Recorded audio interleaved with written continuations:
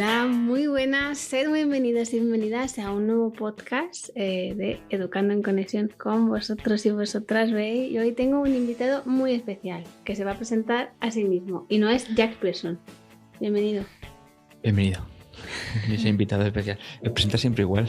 ¿Soy tu único invitado especial?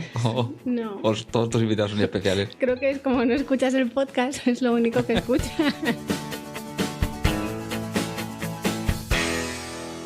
Tenemos aquí a Miguel, que va a venir a hablarnos hoy de paternidad. Ya hicimos un podcast el año pasado y este año pues hemos dicho, pues vamos a repetir para el Día del Padre porque seguro que se quedaron cosas pendientes. Y puse un sticker de preguntas en Instagram. Y entonces nos dimos cuenta de que había cosas que ya habíamos hecho en el podcast del año pasado que la gente no había escuchado. Eso fue un, fail porque no queremos repetirnos. Y nos dimos cuenta también de que claro, como era una pregunta enfocada a los padres que siguen mi cuenta y es un 4%, pues no lo debieron de ver. Y entonces empezaron a llegar preguntas, pero que eran, no sé, a ti ¿qué te resonaba a ti con esas preguntas? Puedes ser sincero, este es tu espacio. Malestar. Eran quejas Sí. encubiertas de preguntas a nuestro juicio, que igual no lo eran, pero nos lo parecían. Entonces lo que se nos ha ocurrido es hacer esas preguntas desde un punto de vista diferente, con más compasión, con más empatía, para poder llegar realmente a las personas que queremos que escuchen este podcast, que son los padres varones, que me consta que algunos se han animado a hacer el curso con su pareja después de haber escuchado el podcast. O sea, pues hay una doble función que es celebrar el Día del Padre y dar reconocimiento a todos estos papás y también que se animen a hacer los cursos. O sea, no que los compren, sino que los que ya tienen comprado su pareja, que los puedan hacer juntos. ¿Qué te parece mi idea, Miguel? Bien, todo lo que sea, hombre, difundir y que la gente sea consciente de que pueden mejorar sus relaciones, en este caso con los hijos.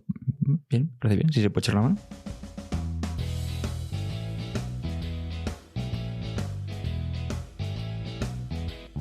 Vamos a empezar por la etapa perinatal. La pregunta era que al papá le parecía que el posparto estaba siendo un tsunami para él. Y yo quiero ir un poquito más allá. ¿Cómo viven los hombres el embarazo de sus parejas? Y la verdad es que me pongo a pensar y tampoco me acuerdo, no sé si eso es bueno o malo, a lo mejor lo tengo reprimido el recuerdo, ¿no? Pero lo recuerdo mejor cuando no había tanta presión y tanto estrés, por ejemplo, con el embarazo de Abril, porque evidentemente pues éramos solamente los dos y no había todavía ningún peque por ahí pululando. Y la cosa creo que se fue complicando con futuros, con las siguientes hermanas. No tanto en sí por el embarazo, que ya de por sí pues entiendo que para vosotras es un cambio bestial en todos los aspectos, desde el físico hasta el emocional, sino porque además iba acompañado de otra serie de elementos de estrés, trabajo, niñas más pequeñas, exigencias, lo estaré haciendo bien. Claro, cuando estás embarazada a lo mejor del primero, o yo por ejemplo cuando estabas embarazada de Abril, no tenía pensamientos de, uy, ¿lo voy a hacer bien? ¿No lo voy a hacer bien? Bueno, cuando llegue ya veré, pero sin embargo cuando nacieron las siguientes hermanas sí que tenías la preocupación de, ¿lo estaré haciendo bien con la que tengo ahora? ¿Lo seguiré haciendo bien con...? O a lo mejor lo estoy haciendo mal. Entonces creo que se juntan ya varias cosas. No lo recuerdo, como he dicho, como algo desagradable durante el embarazo de Abril, ¿vale? Sí fue peor durante el resto de las hermanas, el resto de los embarazos, pero creo que porque se juntaban ya varias cosas, varias fuentes de estrés. Y el estrés mal. Mal. Y esto se junta con otra de las preguntas que no nos han hecho en esta ocasión, pero sí recuerdo de otras veces, esta vez sí, por hombres, que decía que los varones no tenían espacios en el que poder expresar todo esto, que las chicas por lo menos nos habíamos construido nuestras tribus, bueno, muchas personas en las que podíamos hablar libremente, más o menos, de estas cosas que nos pasaban, y sin embargo como que los varones es yo me lo guiso y yo me lo como. Creo que es un poco de libertad también, o sea, el espacio puede existir, otra cosa es que a lo mejor entre nosotros o entre nuestros conocidos o entre nuestros amigos pues a lo mejor no sean temas de los que hablemos. Yo tampoco tenía la necesidad de pero si en algún momento determinado con algún compañero pues surgía, pues evidentemente podía trasladar mi parecer, pero no creo que sea tanta ausencia de espacios, que creo que espacios para la expresión masculina los hay, como que no estamos educados para que sea una cosa de la que, bueno, pues hablemos, digamos así, en público. Creo que si ese me lo guiso y me lo como tiene más que ver con la educación que hemos recibido que con, es decir, de la incapacidad de expresar lo que sentimos, que en realidad con la ausencia de espacios. Entonces, para ti no es una cuestión de ambiente preparado, sino de adultos preparados. Sí. Vale, ¿y qué hacemos con todo ese mogollón? Porque igual necesidad sí que hay. El hecho de ser consciente de que necesitas expresarlo es un paso. Y luego después a lo mejor pues buscar el lugar o buscar otro tipo de tribu diferente donde se pueda expresar este tipo de opiniones. Por ejemplo, en tribus de mujeres. No creo que en tribus de mujeres sea quizás el lugar más indicado, pero muchas veces normalmente cuando a lo mejor nosotros empezamos a movernos con otras familias o cuando tú estabas embarazada de Abril y te movías con personas que tenían tus mismas inquietudes en cuanto al embarazo, pues en esos círculos pues también aparecían los padres. En ocasiones sí que es verdad que yo me acuerdo, por ejemplo, que yo era de los pocos padres que aparecía por ahí al principio. Pero luego, según han ido creciendo más las niñas, según nos hemos ido encontrando más familias, han ido apareciendo también muchísimos más padres. Y más padres, sobre todo, conscientes también en ese sentido. Entonces, bueno, pues yo creo que en ese sentido así prácticamente casi apareció solo el espacio de expresión. Porque esos padres tenían también las mismas inquietudes, ¿sabes? O sea, como que tu propuesta sería confiar que la vida te va a llevar a personas que crían parecido a ti, con los que vas a poder tener esos adultos preparados porque el ambiente ya lo estaba. Siempre y cuando tengan las inquietudes de un tipo de crianza diferente a la que hemos recibido nosotros, más parecida a la que estamos dando nosotros a nuestras hijas, llámala respetuosa, llámala con cercanía, llámala como quieras. X. Educando en conexión lo llamamos, Miguel. Vale, así pues, nivel marketing es eso lo que hacemos. Perfecto. Pues dentro de esa tribu de Educando en Conexión, al final, de la larga por fuerza, hablo de mi experiencia, los encuentras. No, y por fuerza no, vamos, por propia evolución natural. Vale. Y las personas que igual nos están escuchando y todavía no han encontrado esos lugares, aparte de mandarles esperanza, ¿qué pasa cuando tu entorno más cercano es gente que cría de la misma forma que les criaron? Porque eso es, bueno, también es una elección que hacemos, ¿no? Al final, cuando te enfrentas a la crianza, hay personas que hacen lo mismo que hicieron con ellos y es lo que pueden hacer. Hay personas que se acuerdan muchísimo y hacen justo lo contrario, que en ocasiones les puede llevar a, bueno, pues tener dificultades parecidas. Y luego está como el tercer grupo, que es el que desde la consciencia dice, a ver, ¿qué vamos a hacer ahora? ¿Qué tengo yo dentro? ¿Qué patrones estoy repitiendo? ¿Qué heridas? ¿Cómo sanarlas? ¿Qué pasa cuando te enfrentas o te comunicas con uno de los dos primeros grupos? Porque hemos hablado de cuando encuentras del tercero, pero ¿qué pasa cuando están los primeros? Yo procuro estar poco en contacto. Y cuando estoy, pues, hombre, yo particularmente desde mi punto de vista interno y si queréis incluso hasta egoísta, pues me reafirmo en que lo que estoy haciendo me parece lo más correcto. No puedo ir por ahí diciéndole a la gente lo que tiene que hacer. Entonces, tampoco me arrimo mucho a ese tipo de ambientes. Es decir, a mí me pasaba, por ejemplo, un poco lo que al principio. Yo al principio tampoco tenía, digamos, una tribu masculina, que tampoco es que la tenga ahora, si me entiendes. Pero como siempre... Personitas puntuales. Claro, pero siempre voy un poco a mi bola y a mi rollo, y dentro de ir a mi bola y a mi rollo, pues había cosas que me chirriaban, que no me gustaba, por ejemplo, de cómo me habían educado a mí, o no me gustaba cómo había visto que habían educado pues a otros pequeños de mi entorno, y decidí yo mismo cambiar todos esos patrones también. Apoyado evidentemente por ti y lo que veía en lo que tú hacías, y decidí directamente en plan solitario cambiarlo. Pero claro, yo entiendo que hay mucha gente pues a lo mejor no tiene esa capacidad o esa voluntad, o se deja arrastrar por el resto de la vida. Yo al principio, los primeros años, me dejé arrastrar por el resto de la vida y así me fue. O sea, como que te diste cuenta a posteriori.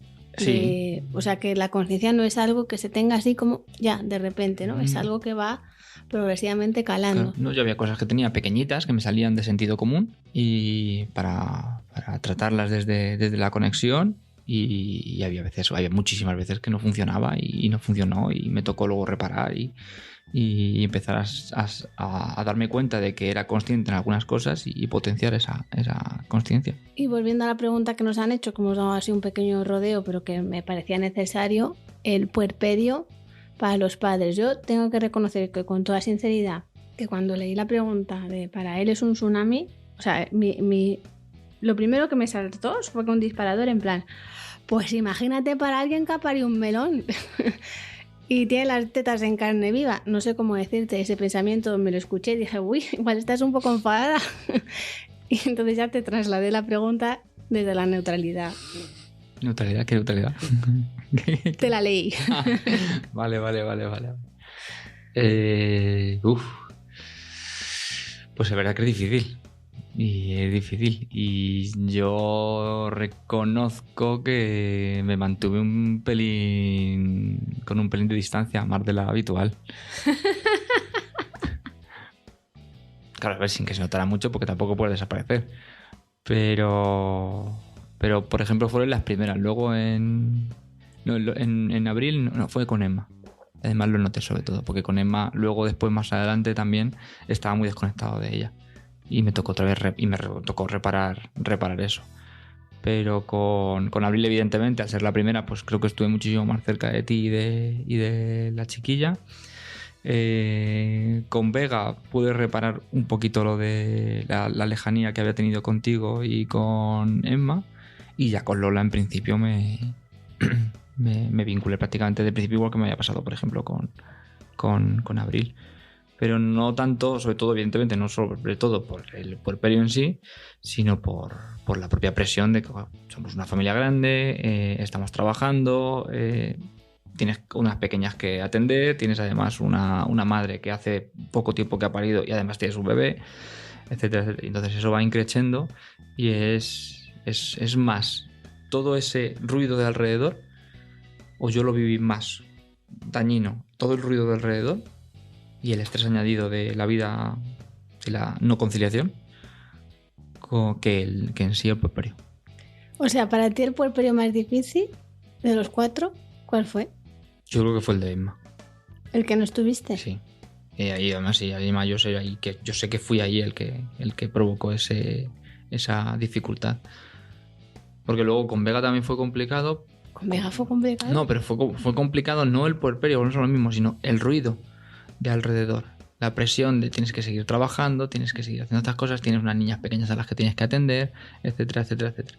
Más que en sí el puerperio, porque bueno, yo sabía que tenía que estar a tu lado, que todavía evidentemente pues ya no estabas embarazada, pero tenías una serie de necesidades y tu labor principal durante las primeras semanas y los primeros meses es cuidar de ese melón. Y yo me tomé la misión en principio de asistirte para que tu tarea fuera lo más sencilla posible. Pero claro, a la vez había las niñas pequeñas, a la vez había trabajo. Y eso que con Vega también empecé a trabajar menos. Un mes o así. Claro. Es una movida esto, ¿eh? Porque al final, claro, pues ponemos una carga que igual tampoco sois capaces los chicos de asumir. Y si no se hablan las cosas, pues se acaban enquistando.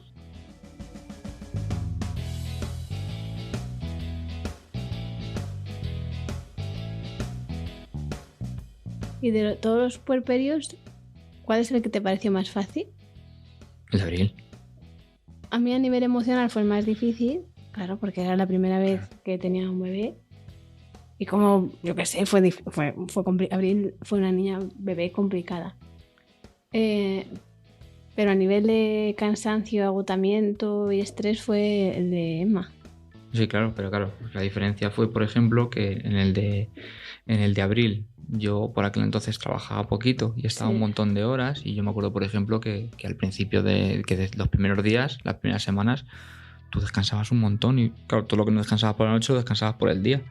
y yo me quedaba con ella por las tardes y estábamos, o me la sacaba un ratito a pasear, y a ver, tampoco muy lejos porque la chiquilla tenía que comer y además como comía fatal también, pero claro, en Emma fue en el que yo estuve más tiempo invirtiendo, trabajando, entonces prácticamente casi no tenías ayuda. Bueno, este problema ya no le van a tener las personas que nos escuchen, porque por suerte o por desgracia ahora tenéis bajas de paternidad mucho más largas de las que había antes. Entonces, bueno, pues bien, esa parte bien. Que podían haber ampliado también las de las mujeres, o bueno, se podían haber hecho muchas cosas que no vamos a entrar en esto hoy, sí, pero bueno, eso es un apoyo. La persona que es manos de la mujer que acaba de dar a luz y está teniendo un bebé, pues eso también está bien, ¿no?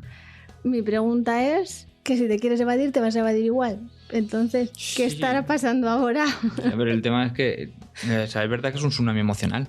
O sea, que yo tampoco puedo hablar de eso porque no me toca. Es decir, porque no soy mujer. Es decir, no he pasado por eso. No, pero el chico decía que para él era un tsunami. Claro, no, pero sí, pero es verdad que es un tsunami emocional. O sea, pero es que probablemente nosotros recibamos un 20% de todo lo que os está pasando a vosotras en vuestra cabeza y en vuestro cuerpo a la vez.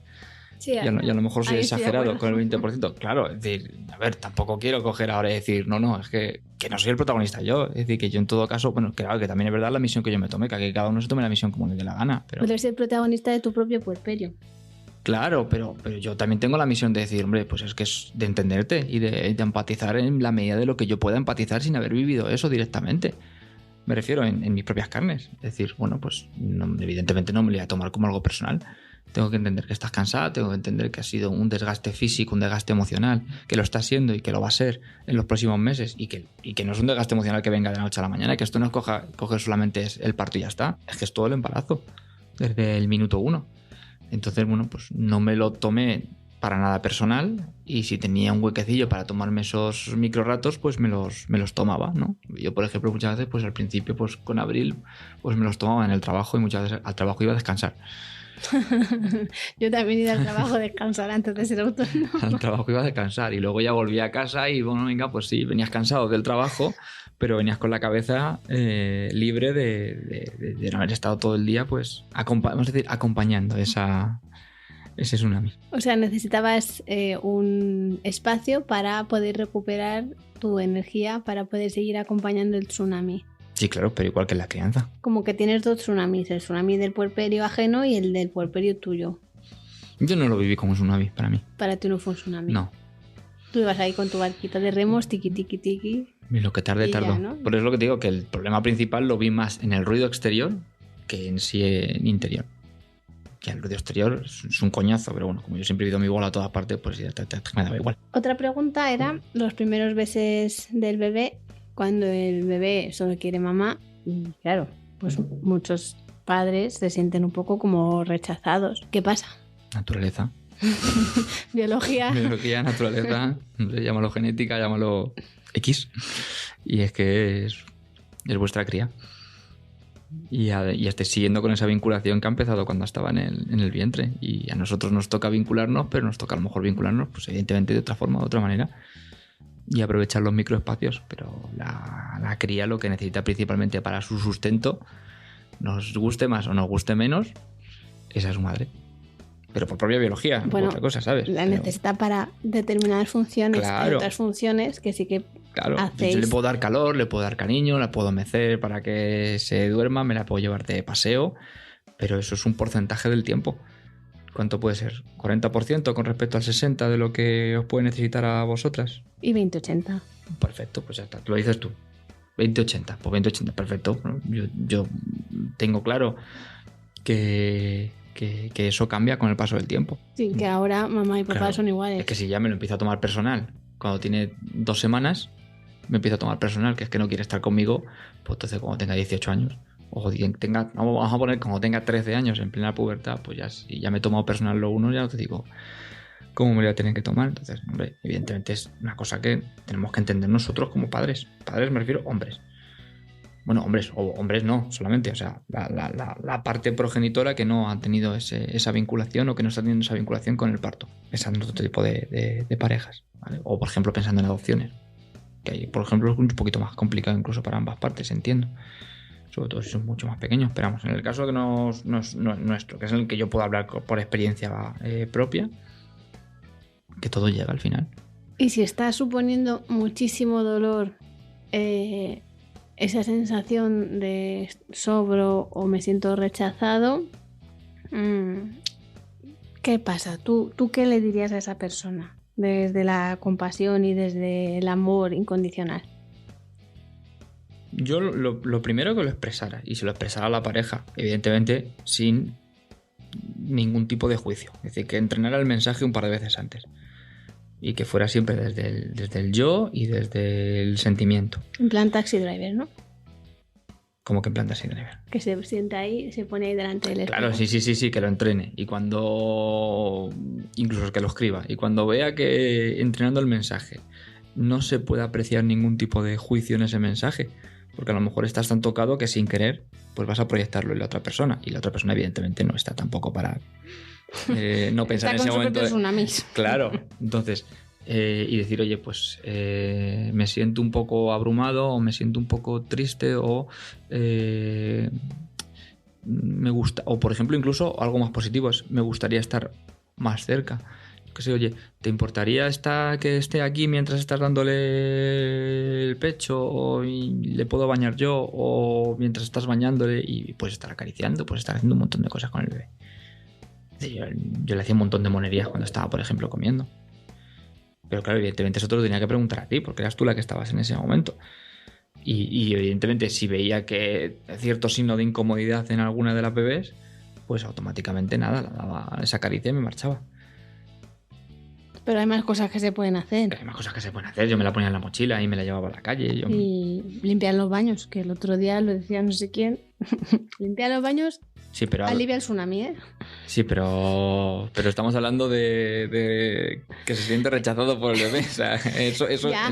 Oye, no, que igual tiene que encontrar su lugar de pertenecer. Y es que igual en este momento de tu vida, pertenecer significa limpiar los baños. Hacer la comida. Hacer la comida, limpiar los baños, ir a la compra, coger el bebé, llevártelo de paseo. Sí, es decir, buscar la forma de satisfacer tu necesidad de pertenencia, a lo mejor haciendo que otras personas pertenezcan. Eso. O que se sientan cómodas en la pertenencia. Sí, ¿qué te parece? Ideaca, ¿eh? Que y si no te la van a comprar. Bueno, yo la lanzo. La lanzo. Mi idea. Yo entendiendo la pregunta tal y como la plantean, no creo que quien plantee esa pregunta esté pensando en limpiar los baños como forma de conectarse con su bebé. No, de pertenecer. Las de conectarse con el bebé eran las de salir a dar un paseo, ponértelo en la mochila, hacerle un masajito, bañarle, cambiarle los pañales, o sea, todo lo que no sea teta, y cuando quiera mamá, teta o vive, lo que le dé... Bueno, el bebé igual sí que se puede compartir, pero la teta no. Tú dormías la siesta y yo me sentaba con Abril encima. Y jugabas a la Play, o sea, quiero decir... Me ponía ahí tranquilamente. Y luego cuando ya tomaba o comía o lo que fuera, al ratito, o comía cada tan poco tiempo, pues me la bajaba a lo mejor a dar un paseo, pero nada, aquí a la manzana. 12 minutos hasta que volvía. Hasta que tenía que subir, ¿no? Y... Al final, ser padres o madres es flexibilizar un poco cómo tú estás concibiendo la vida en un momento de mucho estrés en el que estos cambios son muy difíciles.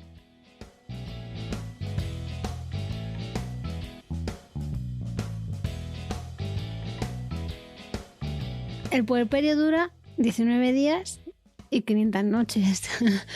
Y de cuando pasa las 500 noches, los niños y las niñas descubren que tienen un yo potente, porque hasta ese momento han estado, hasta los 2 años más o menos, han estado más o menos fusionados con su mamá en la mayoría de las ocasiones. Y llegan la etapa de que la gente llama a los terribles 2 o las rabietas. Yo me inventé hace años los adolescentes, pero al final se ha descontextualizado como, bueno, pues igual que le ponemos la etiqueta chunga a los adolescentes, pues también a los de 2 años, que son mis preferidos. ¿Cuáles son tus preferidos? ¿Cuál es tu edad preferida? No sé, me da un poco igual, la verdad. Quizás cuando son bebés y todavía puedes hacer cosas con ellos sin que se quejen. vestirles y ese tipo de cosas, ¿sabes? Sin que empiece a pesar la autonomía. Cuando son recién nacidos, ¿quieres decir? ¿No? Básicamente. Vale, claro, porque ahí... El primer mes de vida. El primer mes de vida a mí no me gustan nada, porque igual es todo para mí, ¿te das cuenta, Claro. cómo cambia la feria? Bueno, había una pregunta, te hago esta introducción, porque había varias preguntas referentes a que las figuras paternales, bueno, en concreto era, mi pareja no puede, no sabe, no quiere sostener la rabia o la tristeza de mi hijo o mi hija. Pero vamos a replantear la pregunta de otra manera, ¿no?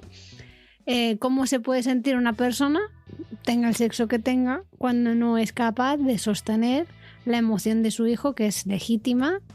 Y es necesario, ¿no? Como figura parental que quiere crear un apego seguro, poder sostenerla y a la vez no se siente todavía capaz. Y encima, vamos a añadir todavía más chicha al asunto, su pareja le dice que tendría que estar haciéndolo porque si no lo hace va a pasar A, B, C, D y F y Z, bueno, y un montón de cosas más, que luego pues los psicólogos tienen mucho trabajo gracias a las cosas que hacemos no del todo bien las figuras parentales. Pero ¿qué pasa, no? Resumiendo la pregunta es, se me está exigiendo una cosa como figura parental que yo no he recibido en mi infancia, con la carga extra de que si no lo hago va a dificultar el apego seguro con mi hijo o mi hija, y yo no estoy siendo capaz.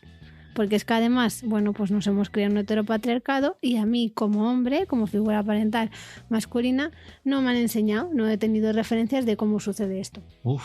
Hombre, yo me imagino que estará... O sea, lo primero que estarás es perdidísimo.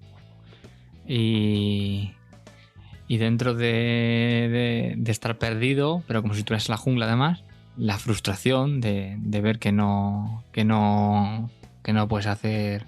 que no puedes hacer nada, o que no te sientes capaz de hacer nada, o que lo que te sale a hacer es pues el instinto más primario. Y si a eso además le unes el ruido de alrededor, de lo que te dicen, lo que deberías estar haciendo, o miradas, o incluso falta de apoyo, pues no, o sea, no es raro que haya muchos padres que exploten. O sea, es que creo que esa incapacidad de soportarlo viene más el hecho es la completa ignorancia de saber hacerlo, pero ignorancia en el sentido positivo, en tanto que no nos han preparado para ello, no nos han educado para ello. Entonces, y si a eso le sumas, como he dicho, el ruido exterior, pues si ya de por sí una madre a la que, bueno, pues, supuestamente o culturalmente se le ha educado desde generaciones para la crianza de los hijos, y el padre tenía más la tarea exterior de mantenimiento, si ya de por sí, claro, ha añadido con que además las madres pues además se sienten juzgadas, ¿no? Yo por lo que hemos hablado también muchas veces nosotros, ¿no? Pues en el momento en el que uno empieza a ser un poquito más consciente, pues creo que también empieza a haber un poco ese juicio, ¿no? Del debería, de hoy cómo le estás educando, cómo lo has educado, pues es que tú no eres así, pues es que tú eres más patatín. Y hostias, eso pesa. O sea, eso exige también muchísimo trabajo personal que tienes que hacer, y para hacerlo tienes que ser consciente de que te hace falta ese trabajo personal, que es quizás lo más difícil. Entonces, si la persona, hombre, mujer, quien sea, no tiene el trabajo hecho, ¿qué crees que le ayuda más? ¿Estar criticando todo el rato lo que no hace con respecto a sus hijos o sus hijas? ¿O decirle lo que sí está haciendo para recuperar el vínculo o cultivar el vínculo, y mostrar tú desde lo que sí sabes hacer ya cómo se hace? Sin juicio, por supuesto, con límites cuando proceda, pero pero ¿cómo le dices al peque que no sé qué, que no sé cuánto? Le vas a crear un trauma. Sí, yo esa fórmula la desechaba. ¿No te parece útil, no? No. O sea, yo sé que es complicado, porque también pues estás en tu posición como madre.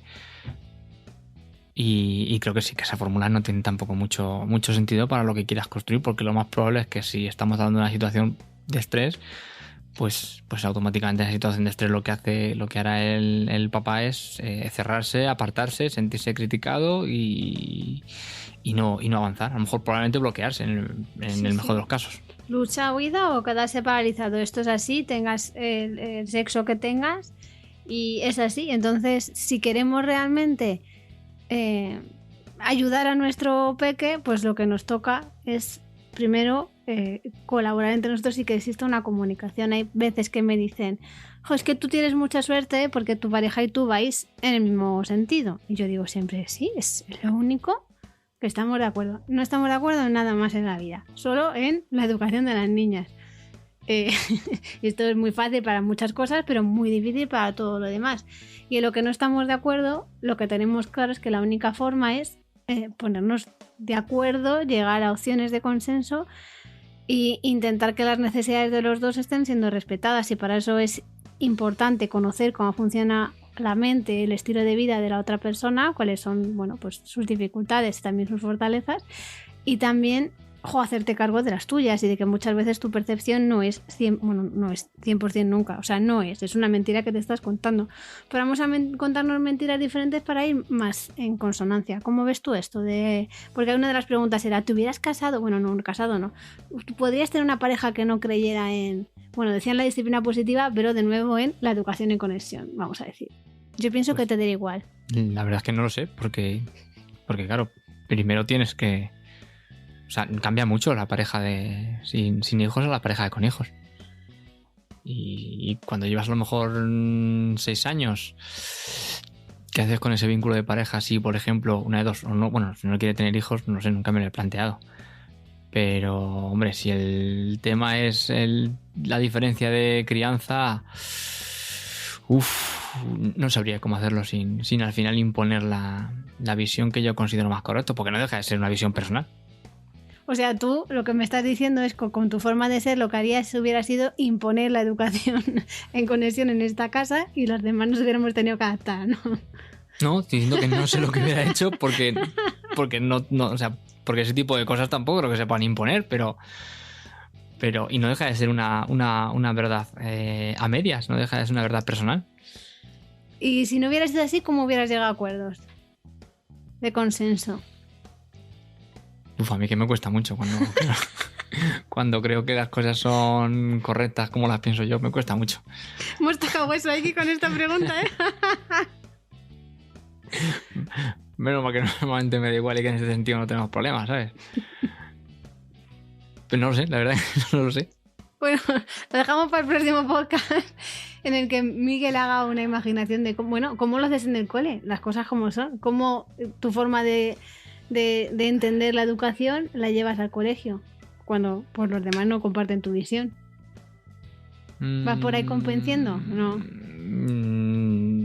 al final hago un poco lo que me da la gana, rozando ahí la curva y en algunos momentos casi a puntito de salirme, pero bueno, como ahí tengo también la laxitud un poco, digamos, de la programación, pues me puedo amoldar bien. La familia no es, o la crianza no es una cosa la que tengas que probar previamente una documentación y tengas que cumplirla. O sea, hay muchos bandazos y muchos cambios. Pero donde quiero llegar es que tú harías tu parte sin importarte mucho qué está haciendo el resto de la gente, ¿no? Ah, sí, no, en ese sentido sí, claro. Sí. Lo que pasa es que, claro, eso pues corre el riesgo de que te desconectes del resto. Sí, en Gestal, en un taller que hicimos, una vez pues había como una serie de cuerdas, o sea, una serie de personas y cada una llevaba una fuerza diferente que se representaba con unas cuerdas.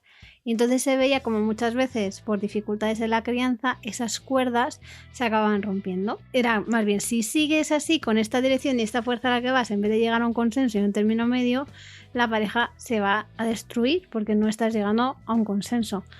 Y a la vez también son importantes los límites. Ojo, que no estamos diciendo que permitamos situaciones de negligencia, porque no nos referimos a diferentes criterios de si la mejor forma de educar a un peque es A o B, por supuesto sin ningún tipo de violencia, ¿no, Miguel? Yo creo que en eso estamos de acuerdo. Sí, claro, yo no estaba pensando en ningún momento en violencia. Sí, claro. Era más bien en diferentes de criterios.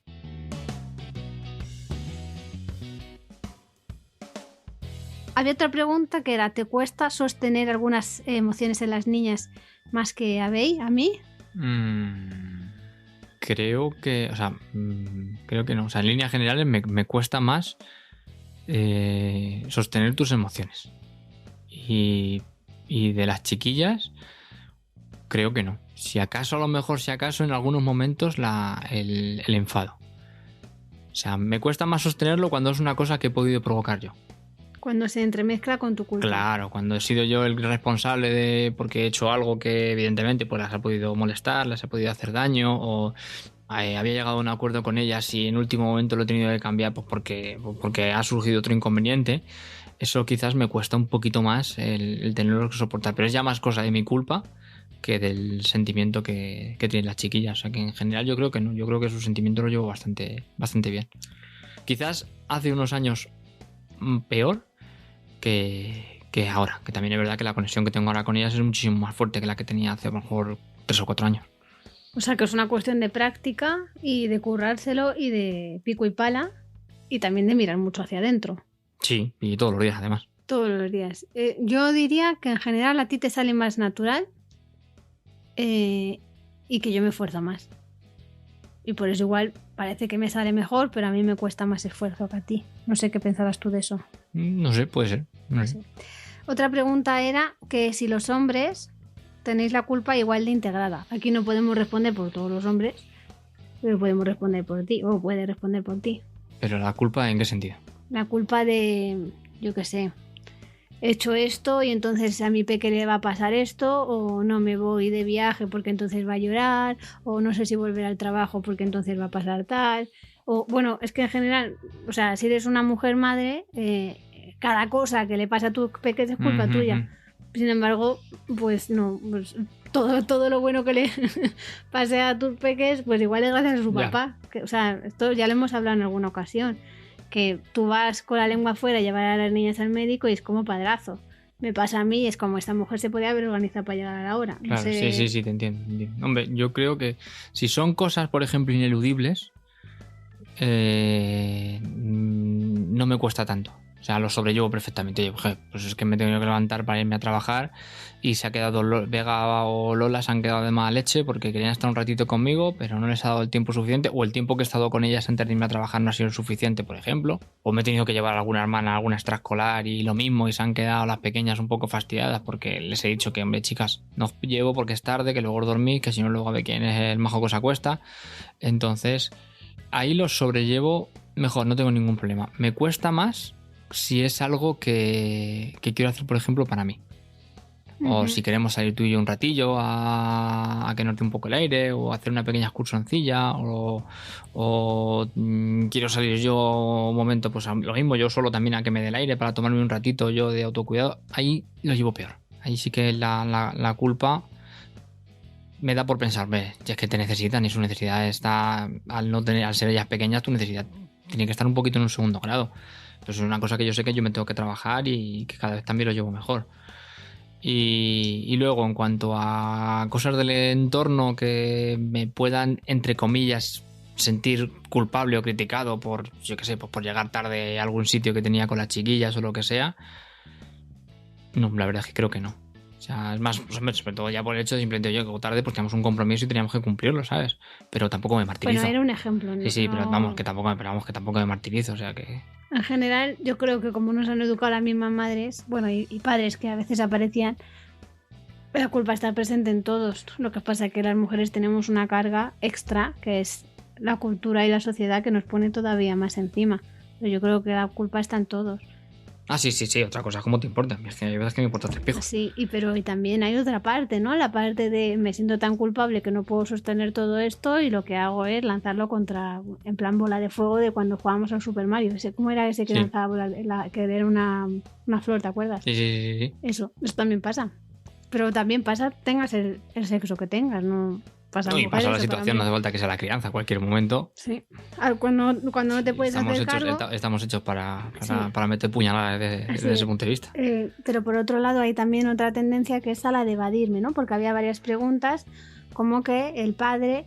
La pregunta era como, ¿qué pasa con esos padres que quieren tener hijos con locura, pero luego no les hacen ni caso, ¿no? Entonces vamos a volver a plantear la pregunta desde un lugar más amable, ¿no? ¿Qué pasa cuando tú te enfrentas a la paternidad, no es lo que esperabas por ti o por la situación y resulta tan doloroso que necesitas evadirte? ¿Qué hacemos en esas situaciones? No sé. Bueno, De verdad que y no la lo sé. terapia es O una sea, buena claro. opción, pero Sí, pero igual tampoco voy a no decir a está la gente lo que disponible. tenga que hacer, claro. No está disponible para todo el mundo. Ni todo el mundo tiene los recursos para... Pero... no lo sé, la verdad. Yo es que es como... De hecho, creo recordar que al principio, cuando nací Abel, yo no tenía tampoco un interés bestial. Es decir, bueno, era una cosa que pues sabía que en algún momento iba a llegar en nuestra relación, pero a mí, evidentemente, pues por propia biología, no me corría No tanta tenía reloj biológico. la prisa. Y sin embargo, bueno, incluso de hecho también durante el embarazo. O sea, no fue una cosa que yo viviera. O sea, lo viví más en los embarazos posteriores, creo. O más preocupado en los embarazos posteriores que el hecho de que el embarazo de Abril, creo recordar. Pero en el momento en el que nació, yo es que ya no me podía despegar de ella. Entonces, no lo entiendo. O sea, si lo deseas, no sé, quizás aunque luego te abrume mucho la situación, ¿no? Pero bueno, tampoco estoy aquí para juzgar a nadie. Voy a Simplemente contestar que yo, no lo vale, entiendo. para dar un poco de aliento. Pues igual lo que hay que hacer con estas personas es reflejar que las dificultades se pueden ir tomando un día a la vez. Cada día una dificultad, no todo junto, porque cuando es demasiado para una persona, hay muchas que tienden a la lucha, otras a la huida y otras a la paralización.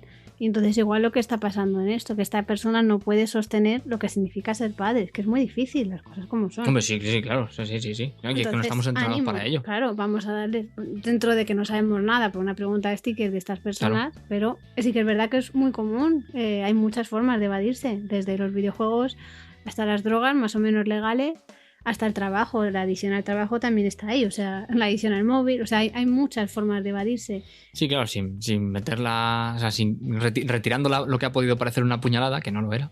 Es verdad que sí, o sea, con paciencia por la parte de la madre y poquito a poco. E irle acercando cosas poquito a poco, porque claro, evidentemente, pues es que es un cambio bestial. Y luego también, pues pensar, ¿no? En cómo, bueno, pues su pareja, tenga el sexo que tenga, está gestionando también toda esta situación. Porque, bueno, pues muchas veces es verdad que hay veces que, bueno, pues no hacéis lo que procede que hagáis, ¿no? Pero muchas veces es que tampoco, y esto es algo también cultural que yo he visto en tu familia más que la mía, como que la creencia es una cosa de las madres, los padres estáis de adorno y cada vez que intentáis, no sé, intentar hacer algo, no, quítate de aquí, ¿no? Porque tú no sabes, porque tú conjuntas mal, porque tú no sabes, porque eso vas a poner mal, porque sí. Sobre todo mucho de abuelas, pero también he visto a madres que lo han hecho. Entonces, claro, pues nos encontramos, o sea, esto es un mogollón, esto da para hacer un podcast solo de esto. Una situación en la que para la figura parental es demasiado y no tiene oportunidades de poder hacer pequeñas cosas porque todo el rato se ve enjuiciado porque todo lo hace mal. Entonces, pues al final, ¿qué hace? Pues papel de traer dinero a casa, lo que antes era es traer el mamut a casa. Bueno, un gran sí, claro, mamut. ¿no? Te desvinculas.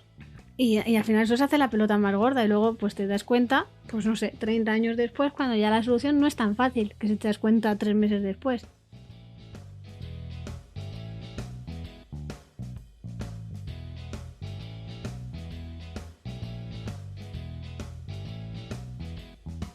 Cuando te diste cuenta de que la carga mental estaba mal repartida entre nosotros. Pues yo todavía me estoy dando cuenta. O sea, una cosa que me he fijado, por ejemplo, los últimos meses, que además es como abres los ojos y te viene todo en cascada directamente.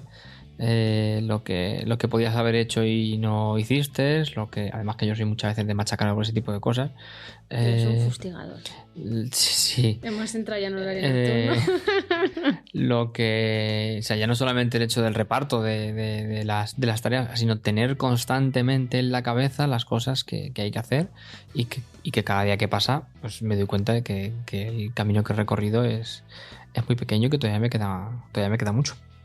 Pero tú estás ahí viendo las cosas por el lado distinto del que toca por el embudo, Miguel. O sea, yo creo que has recorrido mogollón. Igual te falta un poquito. Sí, no, hombre, a ver si me entiendes. Ya. Lo único que, bueno, que es lo que te digo, que soy más de mirar la cosa medio llena y no confiarme, sobre todo para no despistarme. si te volviera a hacer la pregunta de, oye, ¿los hombres tenéis la misma culpa que las mujeres? Yo igual me plantearía la respuesta que has dado. Ahí te lo dejo. Pero bueno, no, para no enzarzarnos con este tema. Pero por lo que he hecho yo, lo que no he hecho yo, no por lo que de cara a la crianza me refiero, a ver si me entiendes. No.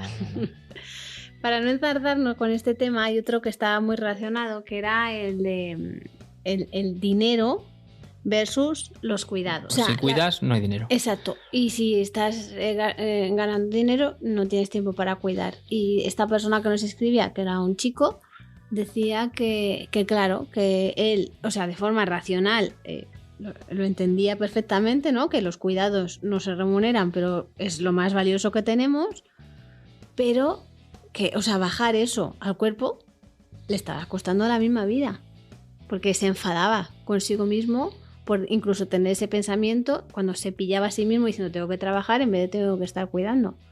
Que algunos que nos escuchen igual ni siquiera se han planteado esto, ¿no? Que, no, yo de hecho no me yo lo le diría planteaba. que fíjate que bien, ¿no? Que, yo de hecho que no me lo planteaba. Bueno, con Abril recuerdo que por aquel entonces también trabajaba poquito y no me lo planteé. Pero no me lo planteé porque, bueno, pues fue digamos que fue una especie como de, entre comillas, imposición de la empresa. Y bueno, por aquel entonces me venía bien porque dije, bueno, pues acepté porque, mira, pues iba a pasar más tiempo con mi niña y curiosamente me empezó a afectar más cuando en parte decidí yo trabajar menos horas para dedicar más tiempo a la crianza. Ahí me empezó fue una elección consciente, ¿no? Cuando fue una elección consciente fue cuando más me empezó a pesar a mí el hecho de que no estaba produciendo económicamente lo suficiente para mantener a la familia. Y claro, también te veía a ti que evidentemente tú tenías que hacer ese extra de trabajo y me sentía muy mal. Y luego, de hecho, cuando nació Lola, que estuve una temporada sin trabajar, pues hombre, yo le diría aquí a esta persona que yo... A Félix. Félix. No, es inventado el nombre. Pues yo prácticamente estuve casi, yo diría que el 70% del tiempo que estuve dedicándome a criar, lo estuve del 100%, el 70% estuve pensando que no estaba produciendo. Y hasta que no se iba acercando el momento de incorporarme, porque también quería incorporarme y me apetecía incorporarme, no me di cuenta que bueno, pues que no tenía tampoco, bueno, no me di cuenta en parte, en una pequeña parte. El zambombazo me lo llevo cuando empecé a trabajar y vi que también con una elección mía de querer volver a trabajar, lo que había perdido, que era pues no estar todas las horas que estaba antes con mis hijas.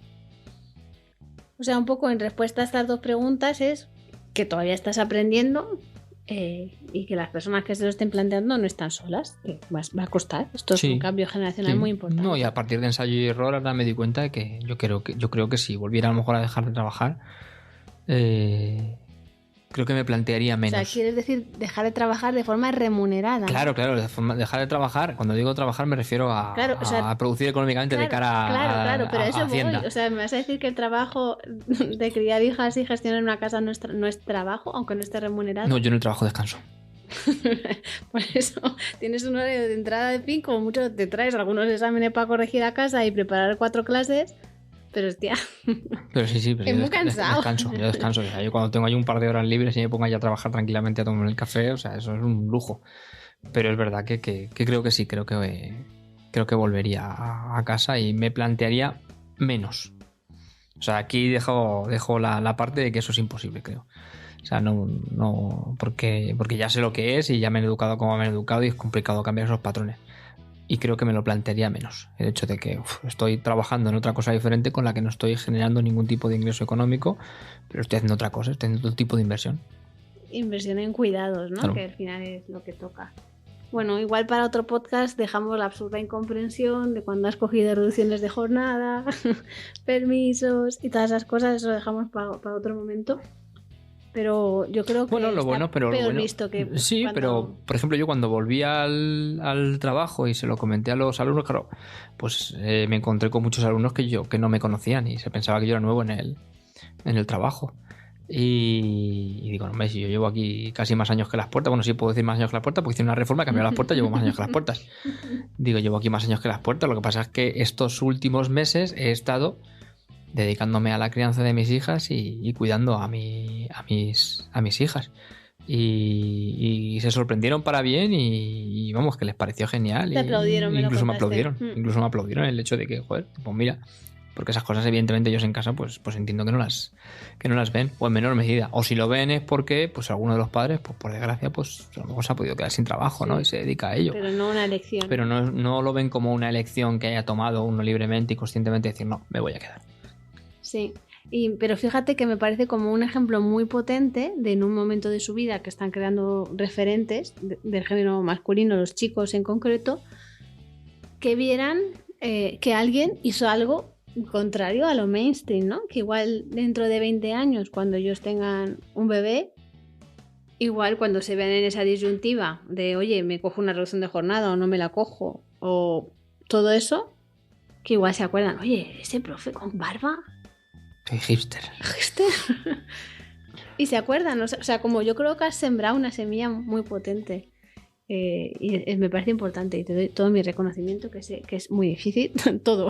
Quedarse en casa, volver. Al final es súper difícil tener hijas. Sí. Sobre todo si son como Lola, ¿no? Sí. Bueno, que tengo un par de preguntas más. La primera es impersonal y la segunda personal. ¿Cuál prefieres primero? Impersonal.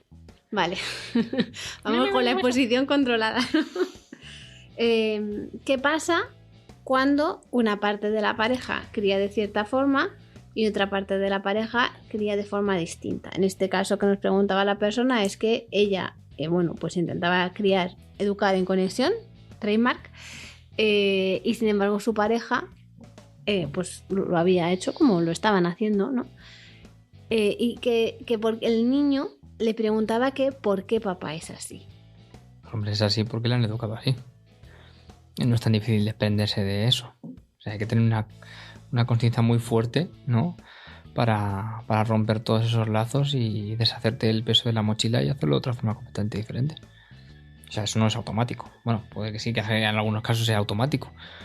Pero yo me atrevería a decir que en todo caso una pequeña parte. O sea, el hecho a lo mejor de darte cuenta que otra cosa es diferente, sí, pero romper todos los automatismos que tienes adquiridos de cómo te han criado a ti o de cómo has visto criar a tus hermanos, por ejemplo, o de cómo has visto criar a tu familia, es... Bueno, y los roles que se ven también, por ejemplo, yo que sé, en televisión, es muy fuerte. O sea, es complicado. Entonces...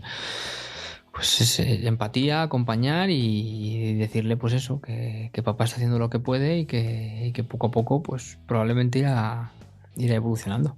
O no, o hay que aceptar y darle herramientas para que pueda poner sus propios límites. Claro. O sea, es como... Sí, pero yo estoy hablando pensando en el hecho de que el chiquillo pues sea pequeño todavía y le cueste eso de poner esos límites. Y más sobre todo de poner los límites a un padre que es una cosa... que entiendo que para ellos tiene que ser duro.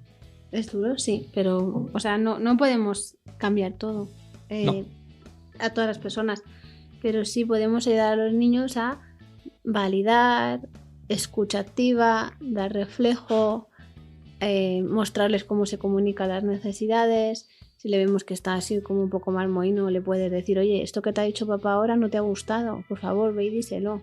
Oye, sí, ¿tú claro. no estás de acuerdo con que te haya castigado por esto? Ve y díselo. Uh-huh. Y desde ese lugar, bueno, siempre y cuando no tengan un secuestro amigdalar, que entonces ya pues no, pero desde un lugar de calma ya se pueden hablar las cosas. Igual vamos a poder ir poco a poco. Y otro interruptor, parece que este interruptor se ha autorregulado y podemos terminar. Pero bueno, en la otra pregunta, para mí es también importante explicar a los peques, sobre todo un peque de 6 años que ya puede entender más o menos cómo funciona el cerebro, explicarle de forma que él o ella puedan entender cómo funciona el cerebro, qué pasa cuando hay un secuestro amigdalar, que las personas hacen lo que pueden siempre, que igual se están conectando con experiencias difíciles de su infancia y que no todo el mundo está preparado para cambiarlo o no lo acompañar considera. Y evidentemente proteger y poner límites si eso llega a un extremo un poco más duro. Pero sin enjuiciar. O sea, para mí Claro. es importante no enjuiciar y a la vez a ese niño o a esa niña darle el poder. Y ya, bueno, pues podemos volver al podcast que grabamos en Navidad sobre el entorno, que damos pues truquillos ahí de, bueno, y cómo nos lo devuelve tu madre, que es muy interesante esto de... Oye, una pregunta que se me acaba de ocurrir. ¿Cómo se vive cuando tú no llegas a la expectativa que tiene tu madre de ti sobre la expectativa que ella tenía de que tú ibas a criar a sus nietas? Esto es un temazo, ¿eh? Pues que diga lo que quiera en el sentido de que es que estáis haciendo esto, es que esto no, claro, es que esto no me gusta, es que yo es que directamente la dejo su espacio para que se exprese y no la contesto. No la contesto, no tiene sentido enzarzarme en esa discusión porque ni la voy a hacer cambiar ella de opinión ahora ni ella me va a hacer cambiar mi de opinión. Entonces, pues bueno, pues ella tiene su espacio y tranquilamente se expresa, que lo diga y ya está, no pasa nada, no hay ningún problema. Sí, porque en el fondo ella quiere que las niñas estén bien, ¿no? Las quiere cuidar y para ella lo peor que te puede pasar en la vida es mancharte de barro. O sea, quiero decir... Sí, o sea, ya están aprendiendo las niñas a poner sus propios límites, ¿no? Y ya está, ¿no? Y a huir de su abuela cuando tiene el cepillo. O sea, el cepillo para barrer, ¿no? El cepillo para peinar. El cepillo para peinar. El cepillo para peinar. Sí, y les dicen, tengo un allanamiento de peinado. Allanamiento de peinado. Allanamiento de peinado. Bueno, se vuelven a oír cosas, igual te libras de esta pregunta porque sé que le va a ser la más difícil para ti, yo te la lanzo. A ver qué pasa. La pregunta era, ¿cómo viviste la pérdida gestacional de Ariel? Y volvemos después de otro interruptus. Si estuviera aquí Sergio, el de Gestalt, de nuestro curso de Gestalt, nos diría que esta pausa ha sido por algo. ¿Te ha dado tiempo a coger así como aire e integrar el cerebro para responder? ¿Quieres que pase a otra pregunta? No tengo ningún problema. Pues te la vuelvo a hacer. Esto. ¿Cómo viviste tú la pérdida gestacional de Ariel? Muy diferente a ti, porque yo no lo tenía... O sea, mi cabeza en ese sentido funciona muchísimo más lógica y además yo evidentemente no lo viví dentro y no lo viví como una pérdida. O sea, entiendo cómo lo viviste tú. Lo que pasa es que yo era y creo que soy también incapaz. Ahora me imagino que como soy más consciente de estas cosas me podría afectar muchísimo más. Pero por aquel entonces, con el nivel de conciencia que tenía, no entendí que bueno, pues era una cosa que estadísticamente podía pasar y que pasó. Cuando se pierde un bebé, o sea, cuando hay una pérdida gestacional, no solo pierdes un bebé, pierdes la idea de una familia diferente. Pero eso tú no te la habías construido. No, porque yo creo que eso se va construyendo, me imagino que en el caso del padre se va construyendo según va avanzando el embarazo y a lo mejor se ven ecografías o a partir del momento del nacimiento, no lo sé. Entonces yo en ese momento era muy muy muy pronto todavía y no me había hecho ninguna idea, digamos, especial más allá del nacimiento de un nuevo miembro de la familia, pero tampoco con esa escala. Es decir, yo evidentemente no lo viví así porque no estaba creciendo dentro de mí, o por lo menos así lo interpreto. ¿Y tú crees que si hubiera sido al super final del embarazo o incluso, yo qué sé, en el parto, lo hubieras vivido de otra manera? Sí, probablemente sí, porque ya hubiera tenido muchísimo más tiempo para hacerme a la idea, para tener esa idea de miembro de la familia definitivo, ¿no? Ya formada, me refiero. Y incluso a través de las ecografías se lo hubiera podido ver, o a través de tocar la barriga se lo hubiera podido notar algo, ¿sabes? Entonces, bueno, me imagino que en ese sentido sí que me hubiera afectado infinitamente más de lo que me afectó en aquel entonces. Fíjate que mis abuelos perdieron 2 bebés. O sea, mi abuela perdió 2 bebés antes de nacer mi tío, si no recuerdo mal. Y mi abuelo te lo contaba con todo lujo de detalles, o sea, del tipo en plan, por favor, no me cuentes tanto. Y mi abuela nunca más que una vez habló de ese tema. ¿Tú crees que va tanto en el sexo o es más bien la persona? Yo creo que va más en el tema de ser la madre. Yo creo, vamos. Más en el tema, al final tu abuelo lo contaba igual que lo puedo contar yo. Y lo cuentas como el que está contando el informativo. No lo contaba como el No, me lo entiendo. Me entiendo. No, me refiero que lo cuentas desde el exterior. Entonces, evidentemente, sí. la distancia, aunque estés dentro de la pareja, pero la distancia emocional, estás en las antípodas de donde ha estado la otra persona. Eso te permite un margen de maniobra a la hora de expresarte bestial en comparación a haberlo vivido. Sí. Pues gracias por compartirlo, Miguel. A mí me da un poco de como cosilla terminar así. Te voy a hacer una pregunta que me han hecho un montón de veces y yo nunca sé qué contestar. Estoy casado, sí. Estoy casado. Todavía. El poder del todavía. Escúchame. Estoy casado. No tengo relaciones fuera del matrimonio tampoco. No. Todavía. Mi pregunta, vas a flipar, ¿eh?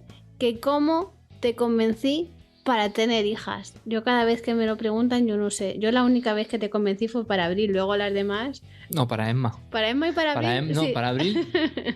Pero creo que fue menos... Para Abril fue poco convencimiento. Fue menos campaña para Abril que para Emma. Para Emma fue una campaña... O sea, para Abril fue un día de campaña. En plan, ¿te apetece? Venga, vamos. A ver, o sea, yo para Abril no estaba... Te decía, hombre, podemos esperar un año más, que joder, estamos viviendo tan ricamente los dos aquí, solos, que vamos para arriba, para abajo, que hacemos lo que nos da la gana, que si tenemos ahora un hijo o una hija, a ver qué vamos a hacer, que tal, que mucha responsabilidad. Pero claro, luego te empiezas a parar y dices, vale, si estoy esperando el momento ideal nunca va a llegar. Bueno, pero yo, a la gente que nos esté escuchando, esas decisiones no se toman el día que estás ovulando. O sea, no es buena idea. No, pero vamos, hubo muchísima menos campaña con Abril. Con Emma hubo campaña. Con Emma fue una cosa y derribo prácticamente, bestial. Y para Vega creo recordar que no fue nada, fue algo, digamos, consensuado, no hubo tampoco nada. Campaña. Y para Lola, pues es que Lola tenía que venir. Si ahora nos toca la lotería, tú imagínate, nos toca la lotería, no tienes que trabajar ni tú ni yo. Imagínate, situación irreal porque nunca echamos la lotería, entonces es muy difícil que nos toque. ¿Tú querrías tener otro bichillo? Sí, hombre, sí, yo estoy completamente despreocupado y no tengo que preocuparme nada más que de... Bueno, te iba a decir de hacer la comida, no, ni de hacer la comida. O sea, si estoy podrido de pasta, contrato a alguien. Ay, por favor, para que haga la comida. Sí, que nos haga una cada uno para que no haya peleas. Trato a alguien para que me haga la comida y contrato a otra persona para que me corte jamón. No, jamón no. Bueno, pues tendríamos 2 frigoríficos o algo. Yo no quiero tener un jamón. Pero vamos, sí, me lo podría plantear perfectamente, no tendría ningún problema. Sí, o sea, no... Personas que me estéis escuchando, yo no le... Bueno, con Emma sí que le convencí. Con el resto, no. Bueno, y lo de Emma no fue... Y lo demás, más que nada, porque me parecía demasiado pronto, pero no por mí, sino porque Abril era muy chiquinilla todavía. Sí, lo era. Y o sea, yo estaba pensando en el bienestar de, digamos, en el bienestar de Abril. Decía, hostia, muy pequeña todavía. Ahora, yo he decidido no tomarme como personal que me digas que yo no estaba pensando en el bienestar de Abril. No, yo estoy hablando de mí. Si tú quieres ir en plan egocéntrico es tu problema. A mí no me metas en tus movidas. Vamos a despedir este podcast. Que lo vamos a sacar, bueno, en principio, no sé, las horas que ya son, después de 3 días intentando grabar. Igual no lo sacamos para el Día del Padre, pero la idea era esa, entonces... Para el domingo la gente a lo mejor estaba más receptiva porque el Día del Padre estaba en The Celebration como para escuchar un podcast. Se lo pueden poner en el coche, ¿no? Sí, claro, en eso estoy pensando yo el domingo, el del sábado, ponerme este podcast en el coche. No, pero no, igual se lo puede poner su pareja. Que el domingo descanso de podcast. Ya, pero igual se lo puede poner su pareja a escucharlo y dejar de decirle cosas como, es que no te implicas. En unos cascos. A mí ni se te ocurra, ¿eh? No, tú en tus cascos. No tengo intención. ¿Qué le dirías a los padres, figuras parentales masculinas que van a tener su Día del Padre el sábado? ¿Qué les dirías? Pues lo pasen bien. Que pidan. ¿Qué pidan? Sí, por pedir. La virtud de no dar. Pues eso, padres del mundo, ante... ¿Cómo es la virtud, no? De pedir, ¿cómo es eso? El vicio de pedir, ante el vicio de pedir, la virtud de no dar. El año pasado, cuando yo le pregunté a Emmita, ¿qué le vas a regalar a papá? Me dijo, mi presencia. Ella. Pues ya está. Perfecto. Pues ya está. Que vuestros peques os regalen presencia y que vosotros se la podéis regalar a ellos y a ellas. ¿No regalen bombones? Que sienta muy mal. No, eso no me sienta mal a mí, no vale, te preocupes. Vale, Creo que a la gente sí que le gusta. Vale, genial, perfecto. Lo apunto. Un beso muy grande, feliz Día del Padre.